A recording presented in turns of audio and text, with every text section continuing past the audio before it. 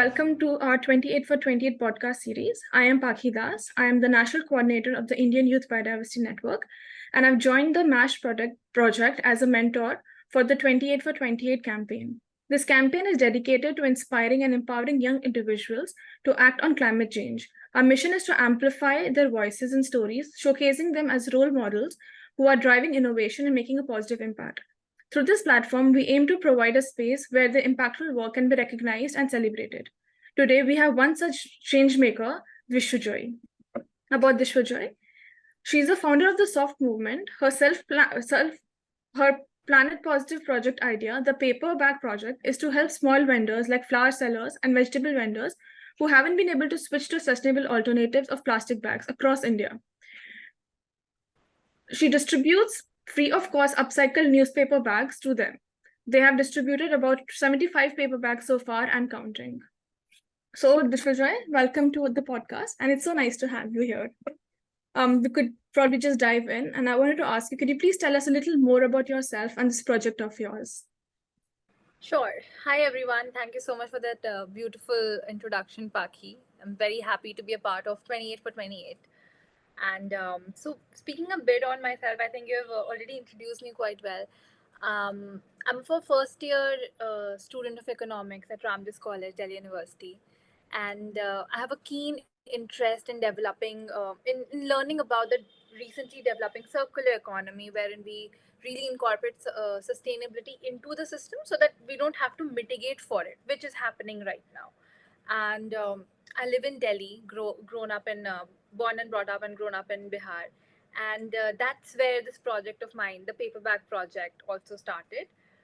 And right now, as we speak, this project has bloomed into more than 8 cities across India. We have chapters over there. We have had workshops in 30, 35 plus cities and distributed more than 75,000. It wasn't 75, it was 75,000 newspaper bags.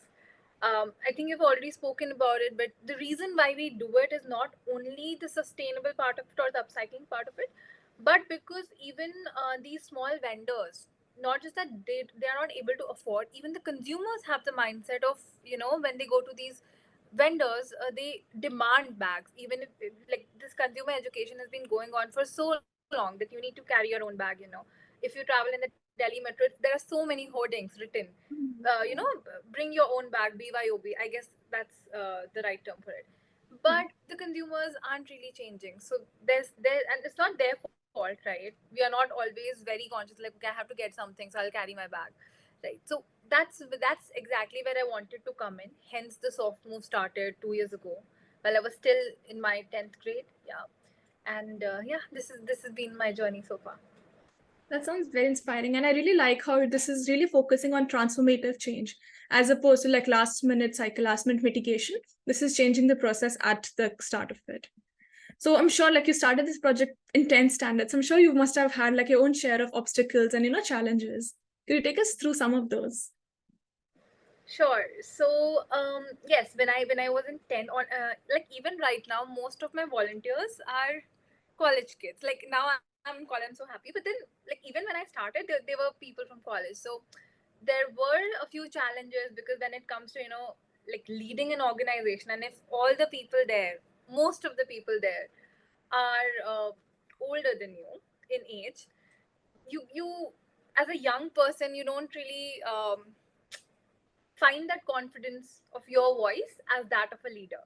But then slowly, I have been able to, basically, the project itself has become the leader, and all of us just follow it right now. Mm-hmm. So that was a challenge, but I've tried, and still trying to overcome that. And the second challenge, which I really still continue to face, is when we go to these small vendors. A lot of times they're scared of us, Right. because in their minds, because they have been, beaten by the police for using single use plastic, exposed by the media, they have been charged. There's a lot of I'm not saying anything about the government. However, there are so many government officials who really charge a lot of money from these people and allow them to use single use plastic. So all of those things which have happened in the past time, that really affects their mindset. And when we try to communicate with them, it's a little difficult. But yeah, that's a challenge which we are still trying to solve.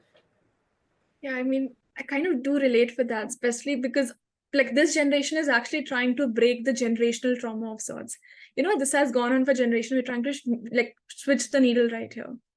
So, and then of course, like I've seen your work before, and it's very inspiring. And like I really like how you said your project has become a leader now. So it's not about you leading a group of people. It's just like you're all committed to a common goal. So that's really great. And so what continues to motivate you? Like I know there's some impact, but like what is your source of inspiration and how you got inspired to do all of this work? My source of inspiration at the starting point and still continue to be my parents, because I was about 4 or 5 years old when they started taking me to a nearby, I don't like to call it a slum, but yeah, for lack of better words, nearby slum where they used to teach kids. And then when I grew up a little, I was 10, 11, and then on weekends, even I went there and started teaching the younger ones. So for me, social work became a part of my Sundays. It was like, okay, you do everything else, but you don't, I didn't even know the term social work at that point in time. It was such a routine.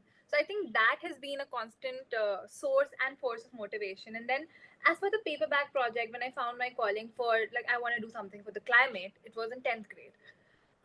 That was because personally, I have felt that there's a lot of talk around climate action than the action itself. That's what I wanted to change. Hence, my organization is also known as the Soft Move. So yeah, that's Right. And that statement brings me to my next question. What is your message for the world leaders? my message for the world leaders. Do, do, That's it. Don't that's talk to. That's do. actually very interesting as well because we also had like another person we spoke to. And in more words than just do, it was like, just can we implement do? We've been talking about doing things and like let's just get doing it.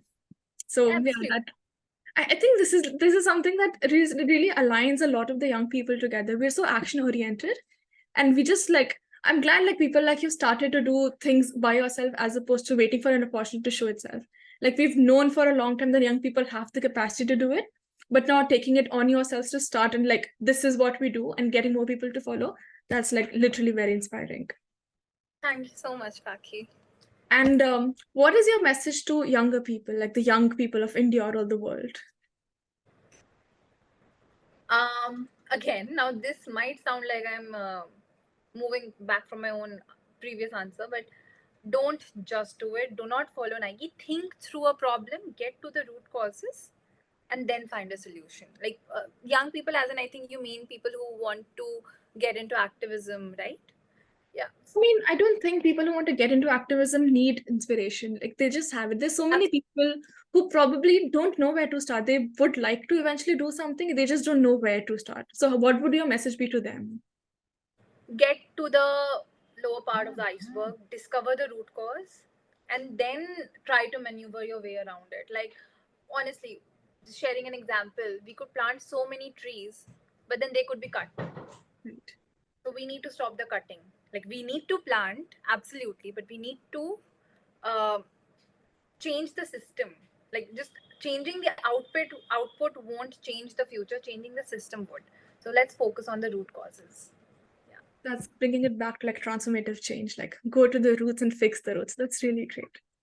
And one last question, which is a little more tell me one very quick story about when you thought your work was impactful, like your this is working moment. It was when we talk about these numbers, 75,000 paperbacks and everything, those are very nice. I'm happy. But when I see see a consumer carrying a newspaper, a paperback is common, right? But newspaperback, that's where it really Right. makes me happy. In fact, not recently, if the first time I saw a consumer carrying a paperback, like जब हम distribute करते हैं, then they carry it, it's fine because we are doing it in the marketplace immediately. However, a few months ago, I was in an auto rickshaw. I was going somewhere, and I saw a person carrying this paper bag, and I was so happy. I took a picture, sent it to my family, everything. Like your work is doing impact on ground.